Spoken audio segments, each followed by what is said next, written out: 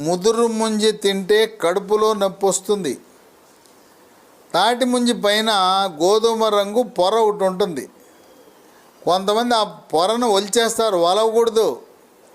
తాటి ముంజి తెల్లగా ఉండే తాటి ముంజి పైన ఉండే గోధుమ రంగు ఆ పొర, పొలుసు, పొట్టు దాంతో సహా తినకపోతే మీకు సంపూర్ణమైన ఆరోగ్య ప్రయోజనాలు లభించవు.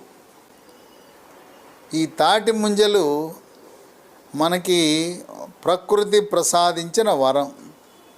దాంట్లో విటమిన్ ఏ ఉంటుంది, విటమిన్ బి ఉంటుంది, విటమిన్ సి ఉంటుంది, iron, calcium, zinc, phosphorus, potassium ఉంటుంది.